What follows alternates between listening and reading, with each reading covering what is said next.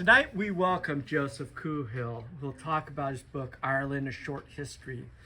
Joe has taught at universities in England and the United States, and he is now an administrator at University of California at Santa Barbara, go Gauchos, and he occasionally teaches history classes at Santa Barbara City College, go Vaqueros. He's also the producer and host of the highly popular Professor Buzzkill History podcast.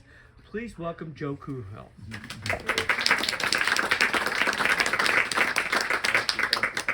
Tonight, joining Joe, we have one of my favorite people, one of my favorite local authors, Lorissa Rinehart. She's the author First to the Front, the untold story of Dickie Chappelle, trailblazing female war correspondent. This is our last copy. I'm going to put this behind there if you'd like to check it out. It's a wonderful book. And she also has an upcoming book called Winning the Earthquake, How Jeanette Rankin Defied All Odds to Become the First Woman in Congress. It's definitely a must, and we're going to pleased to be hosting you, I think, in November sometime, right? Yes. And also, before I forget, I'd be remiss that Lorissa also has a podcast called The Female Body Politic. So check it out. And she's also on Substack as well. Please welcome Lorissa Rinehart.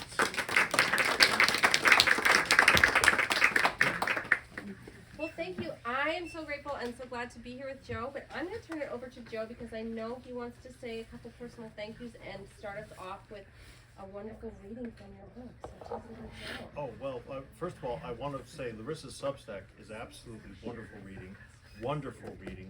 Her podcast is wonderful listening, and her books are wonderful reading. So please, please, please get them if you can. And, Larissa, it's amazing.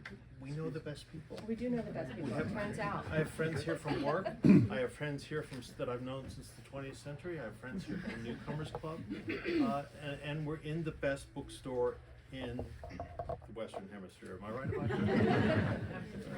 At least I hope I am. One of the things I talk about a lot in this book, this is now the 5th edition of the book, and the publisher finally convinced me by telling me, they'd never find my body if I didn't change the 5th edition, that the 5th edition needs to be more approachable to a broad audience and less academic. So I did that. But I did want to keep in a few themes, a few overarching themes that I think are extremely important. One of them is the nature of history in Ireland itself. And by that I mean the study of history in Ireland and the discussion of history in Ireland, which if you go there or if you've lived there, it's just absolutely astounding how much people know about their own history and how sophisticated it is. I'll never forget this as long as I live.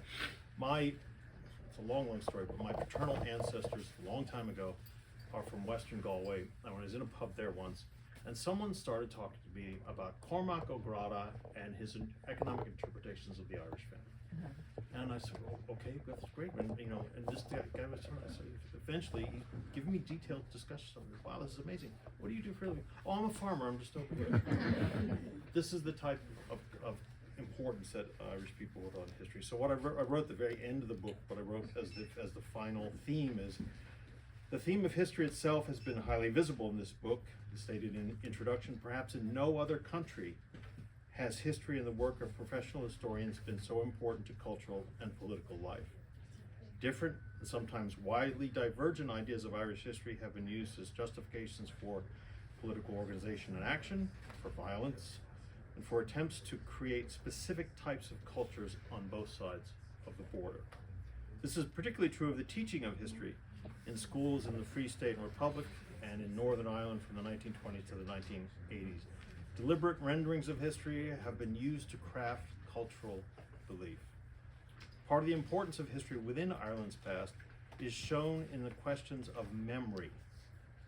Nearly every major event in Irish history has been clung to and commemorated as if it happened only a few years ago. Cromwell's treatment of Irish people still raises ire. The victory of William of Orange over James II provides the stated basis of much unionist ideology. I'll explain that later. The failed rebellion of 1798 was observed and commemorated massively during the bicentennial in 1998. And the famine and the land war are strongly represented in nationalist memory, as, of course, is the Easter Rising. of 1916. And Unionists in Ireland often use their memory of participation in World War II to show their loyalty to Britain. All peoples in all countries have such memories, but in very few places have they become so central to contemporary events and younger generations. Finally, historians, foreign historians including me, are always amazed at the amount of popular historical discussion in Ireland. Readers of this book will now know, however, that this sort of sensitivity is not a new thing. History is serious business in Ireland, and except for the extreme uses to which it's been put, Irish society should be admired for that attention and sophistication. That was sort of the way I approached writing it from the very, very beginning. Thank you very much. It's very kind. Well, it's so interesting that you read that passage because so many of my questions are really embedded within that. I mean, you read my questions beforehand, but it really touches on. This is all staged. No, but I'm going to mix it up now that you think you know what I'm going to ask you. But it's so interesting that you rewrote this for your 5th edition because this sense of readability really comes out. Like, I was not expecting to enjoy this book as much as I did, no offense, Joe. But it was very readable. The prose really flowed and it wasn't stodgy anywhere. But at the same time, it was so well researched. And you go from, not prehistoric times, but, the beginning of sort of Irish culture into contemporary events. And these twin endeavors take a lot of time and a lot of commitment. So why would you commit yourself so fully to this project? Like, where was your love of Ireland born? And how do you sustain it through 5 editions of this incredible book? I mean, that's a lot. Well, the where the motivation is the money. There's So much money. The cash is unbelievable. I don't know. I find problematic things in the love of Ireland. I don't know that I love it. I mean, it's great. But I do love history. And Irish history is so much more complicated than a lot of other countries, especially if you compare it to Europe, for instance. There isn't a left-wing, right-wing economic political divide in Ireland, right?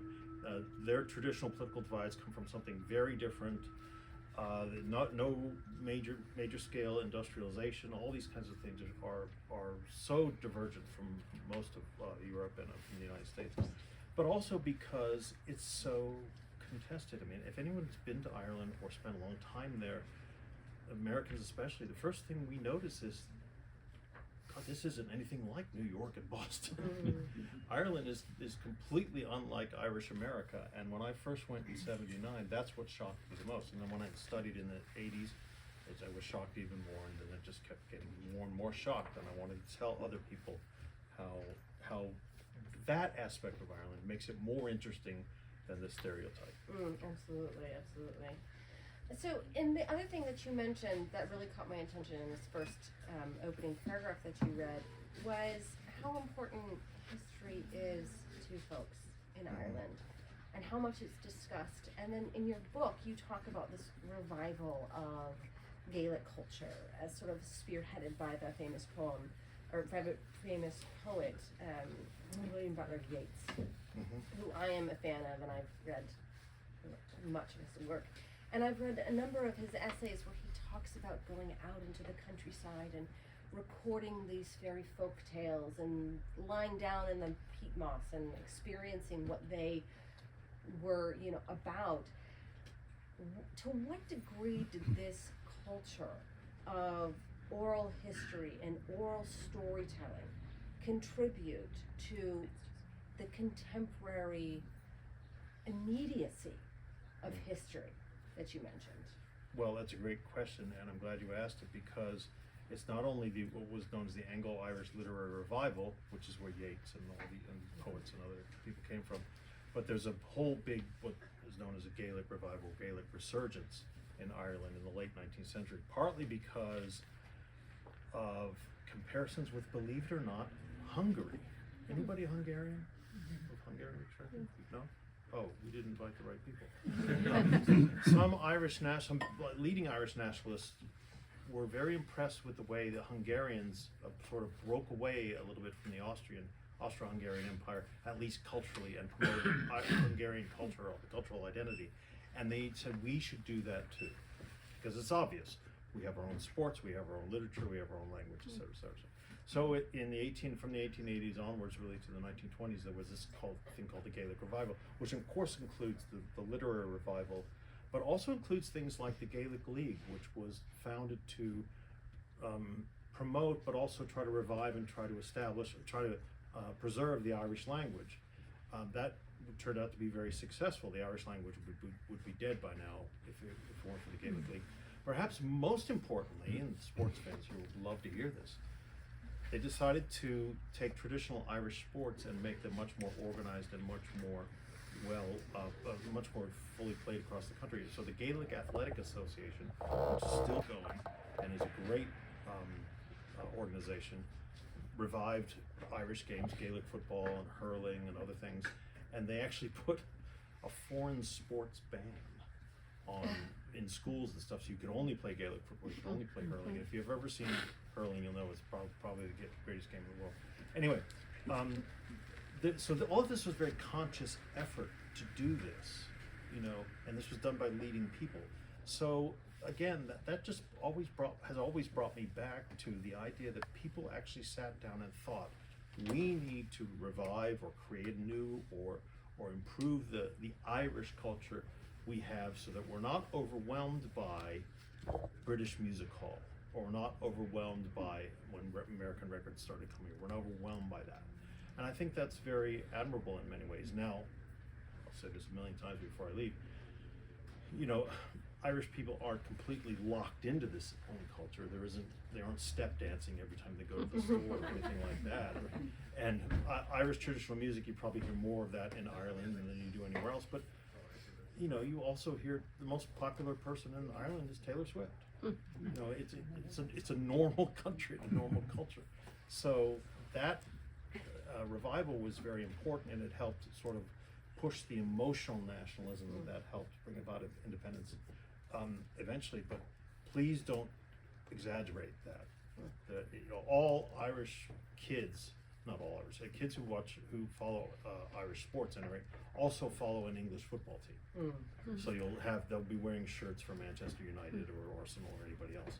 So they're just as broad-minded about that as they are about the culture.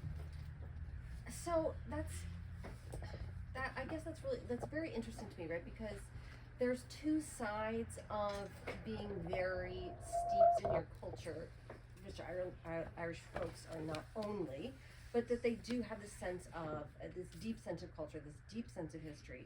And in some ways that can be almost stifling. And you see that, as I read in your book, really happening in Ireland, in the Free State up until, and in Northern Ireland as well, but up until the 1980s, where you had a referendum on both abortion and divorce, both of which lost by huge margins, 65 in favor of banning both and 35% of allowing both, more or less, in the 1980s. And yet, somehow, Ireland is now so advanced, so far beyond many European countries, and certainly the United States, when it comes to not only economic issues, but women's rights, minority rights, immigrant rights, and so on and so forth. How did that happen so fast? What was the switch that allowed that sort of leapfrogging to happen? Well, it's a sad story in many ways, but it's also a liberating story in many ways. And I can't stress this enough. It is in the Irish Constitution, 1938, that divorce was banned. So from the very beginning, it was banned, and all sorts of things. You couldn't buy condoms, you couldn't buy birth control or anything. And I hate to admit this, but when I was a student in the 80s in Ireland, you had to get your Playboy magazines from Britain and France. I went over to France during Christmas. But that's the kind of restrictions. Those are the kinds of restrictions that happen. But a number of things happened to bring this about. First of all, people thought after those two referenda fell in the 80s, that, oh no, we're going to stay this backward country forever. But then the big scandals started to come out about the Catholic Church in the 90s. And, you know, we've had terrible scandals and horrific, inexcusable things done by the Catholic Church and priests here in the United States and in lots of places. But whatever it is here, it's much worse in Ireland, because the state and the church, the Republic of Ireland, the state and the church were almost the same thing. I mean, I remember my friends used to complain, Catholic Church, this is in the 80s, the Catholic Church has way too much power in this country. It's like another government. And so not only the child abuse scandals, but the abuse of women, single mothers who had their babies taken away and then were sent to these things called Magdalene laundries, where they were forced to work doing laundry, and were heavily abused. It was almost like prison work.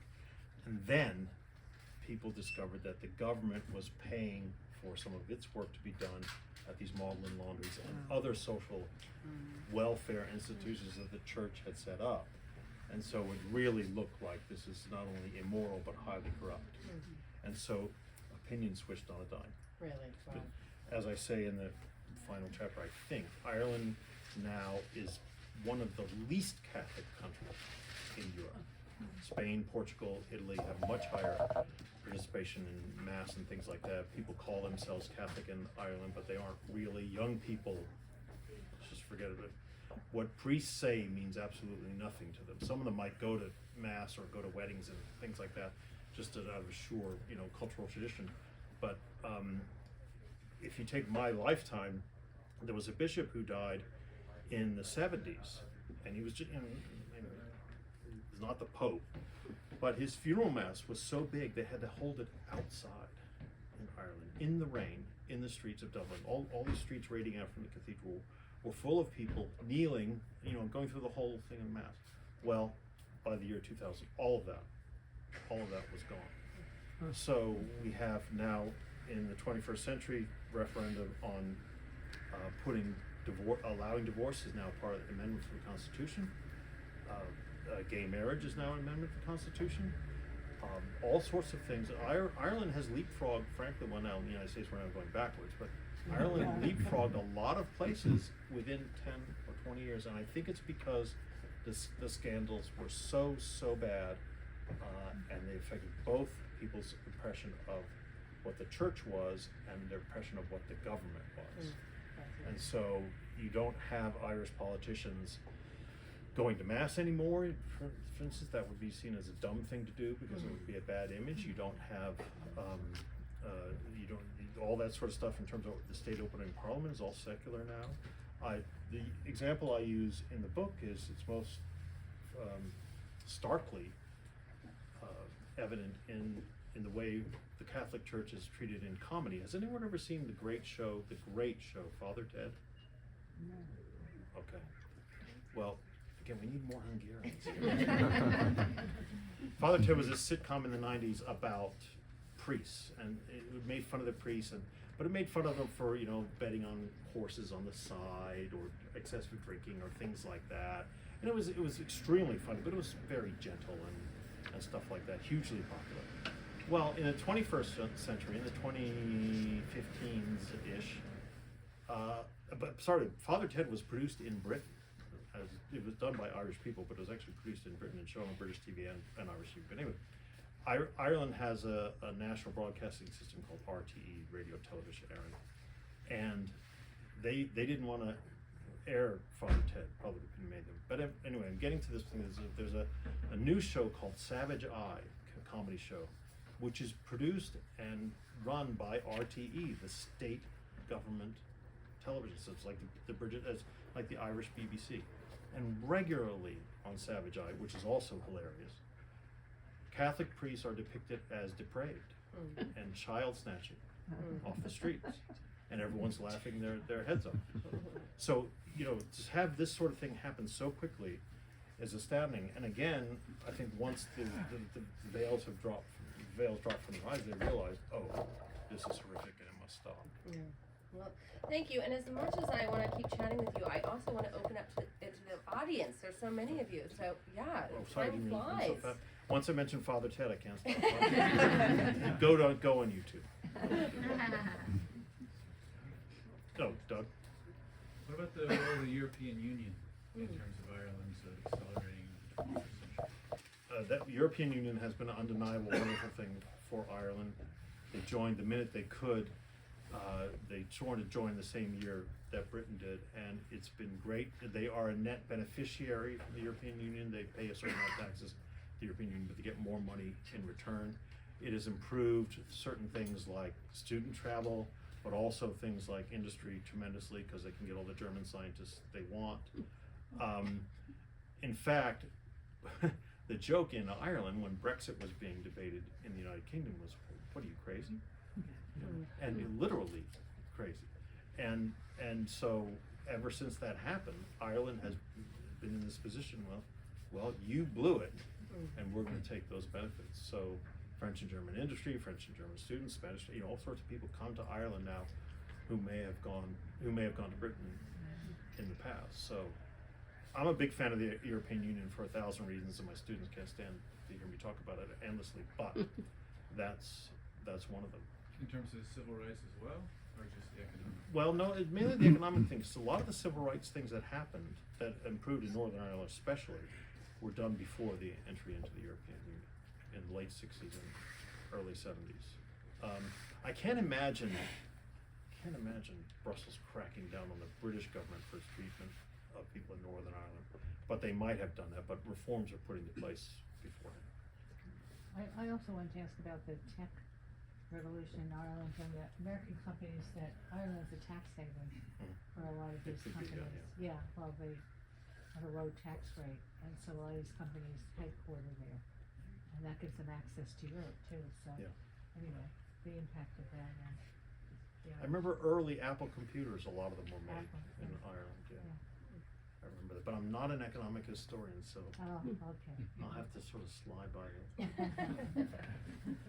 Yeah, in the back. Oh, hi. Hi, Joe. Good to see you. We're in the same book club. Yeah. Welcome to. How about, I have friends that go to Ireland because they're ancestor, or they have actually relatives in Ireland, and they say they're such fun people and they're so friendly, and I had a friend that just went there and played mandolin in all the pubs, and so maybe something about their personalities or like you get like a overall, or it's just good people. Oh, well, I think Irish people are the same as any other people, so you get as many jerks as you get anywhere else. But what seems to happen in Ireland, perhaps a little more than other countries, is the importance of nightly socializing. So for instance, when Todd and I were just in Ireland last year playing golf, and you can't, to go home and just watch telly and go to bed really isn't the done thing. You do go down to your local and meet with your friends. And whenever I go out to Western Connemara, where my great grandfather's family are, and I have cousins 8,000 times removed, everybody goes to Sweeney's every night, even non-drinkers. And it's not even so much the music and everything, it's the talking. People discuss things in Ireland. This is what I mean by history. They want to talk about stuff. They want to talk about current events. They want to talk about the travel. They want to talk about everything. And I don't want to say this because I hate phrases like the gift of the gab. But it really is very, very important to the cohesion of Irish society that people it's the natural urge to get together and talk. So. There was a question here. Oh, sorry. From a student. We have a student here from Santa Barbara High. Okay. What was your favorite part about writing the book or the process of it? Oh, apart from the money? That's why they asked Willie Sutton why robs banks. That's where the money is. That's why I write. Well, I will say this, and I'll try to be very brief. When I was young and wrote when I asked to write this book, I had this idea because the study of the different interpretations of history is called historiography. That's a field. And historiography is a big deal in Ireland, partly because of what I said. And when you're in graduate school, that's all you talk about is historiography. You don't talk about when something happened. You only talk about interpretations. So I wanted to write a book where at the end of each chapter would have an essay on the historiography of that period, right? Because I was young and stupid, I had this feeling that historiography for the people. And so the first 4 editions had these, so don't buy the first 4 editions, maybe cheaper, but the first 4 editions had these sections in the back, and I was gripped with it. I just loved it, and everybody else hated it. And finally, and I would justify this to my publisher. They keep saying, please stop doing this, and then they threatened me. So that's when I decided to do it the different way. But again, if you ever want to hear the tire of the sound of my voice, ask me about Irish historiography, but that's why I did. But having done this and seeing the reaction, because unlike my other books, this is an audiobook. It's been translated. This is a big departure for me, and I've come to appreciate the non-professional, the public's understanding of history. So I'm really, really glad I did it. Do you have any insight into the acceptance of non-Irish immigrants, particularly blacks? Yeah, well, I think Has that improved? Yes, it has improved. Partly, but there are 2 large two of the largest immigrant communities in the 21st century, particularly since about 2012. They've been African Americans, Africans, but also people from Poland, right? And people from Poland are there for partly because of work reasons. And at the beginning it was a shock, but it's tremendously improved now. I think partly because, for the most part, and I don't want to exaggerate this because I can't stand stereotypical exaggerators, Irish people are a lot more calm than other people about that. I've got a great story about Polish. I was there. Ireland and Poland were playing in the World Cup. Oh, right. Lansdowne Stadium. Yeah. Barricades, police all over the place. They tied 0-0. Yeah. And the Poles and the Irish went out arm in arm drinking in the pubs. Yeah. So we have time for just one more question, and then we can buy Joe's book by the armful and ask him all kinds of questions after James at our various book clubs and social events. I hope this is not a stupid question, but I would like to see if my concept of the rebels up in Belfast, the Catholics and the British, all that was going on for so long, and then it seemed like after 9/11 things shifted. When did things shift? It didn't shift because 9/11. It shifted because the Good Friday Agreement, and it shifted because extremists were willing to give up their extremism. So if you Google Jerry Adams and Ian Paisley, who were on total opposite sides of the political spectrum, and they came together and after the Good Friday Agreement, brokered by one of us, Senator George Mitchell. I don't know if he's from Santa Barbara, but he's American. That broke down the process now. And now I'll just give you one more personal story just to show The name of the agreement? the Good Friday Agreement Okay. in the late 20th century. This is going to start off sounding horrific and it's end up positive. I don't know if I used to live in Pittsburgh. Anyone remember the Tree of Life shooting? Yes. In Pittsburgh? That was very near my son's high school. And so I was in the car going, Tim was like, okay, I'm gonna go get him. And it terrified me so much, and all the shootings and all the gun craziness in our country, that I begged my ex to take my son, who's then still in high school, I'll give up my 50% custody, take him back to the UK. We started to look into this, and it would have been much cheaper, and for all sorts of reasons, for them to move to Northern Ireland, because she could go, obviously, she's British, blah, blah, blah, blah. And so here I was, someone who grew up in the 70s, someone who grew up and hearing about the horrible things of Bloody Sunday and Bobby Sands, hunger strike, and on and on and on and on and on, asking my ex-wife, please take our son to Northern Ireland because he'll be safer. Think about that, how much of a change that is. It is night and day. It's absolutely night and day. So I think there's something that could be taken from that for all sorts of other countries and cultures. Well, thank you, Joe. And I just have to say one more time, I read this whole book. It is fascinating. It is such a great read, and it is such a great look into Irish history. So I really encourage you all to buy it and get Joe to sign it. So thank you.